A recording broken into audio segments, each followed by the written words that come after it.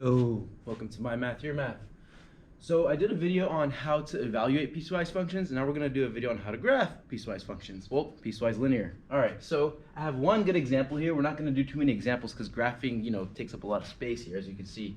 So the example I have is f of x is equal to the line 2x minus 1 when x is greater than or equal to 0. So that means at this x equals 0 line, on one side of it, there's one graph. On one side, there's a whole other graph, okay?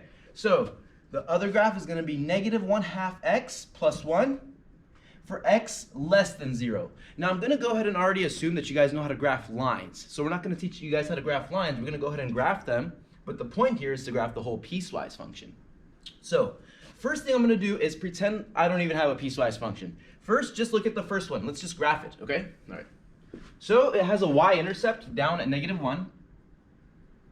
And it has a slope of 2. That means you go up 2 over 1, up 2 over 1, and then you can go down 2 over 1.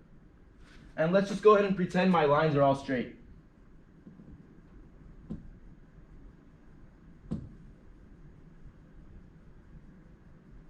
Okay? So this is the line 2x minus 1.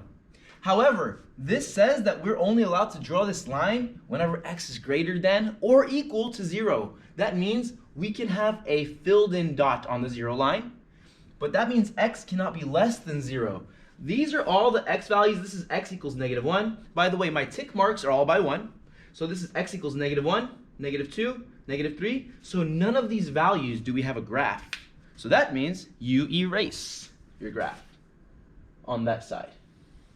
Okay? And now we have like a little ray, which is the ray of 2x minus 1 restricted to x greater than or equal to 0. Now let's graph this other line. This other line has a y-intercept at 1, and it has a slope of negative 1 over 2. All right, so that means we got a nice little dot at 1. We go up 1 over 2. And then we can go down 1 over 2. As you can see, we have this line right here. And it continues on in this sense. However, the second line can only be drawn for negative x values. That means on this side, this line right here gets erased. So, let's see if I can do a good job of erasing without erasing the other one.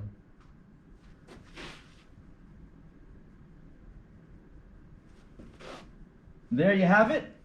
A piecewise linear function of f of x, or the graph of f of x.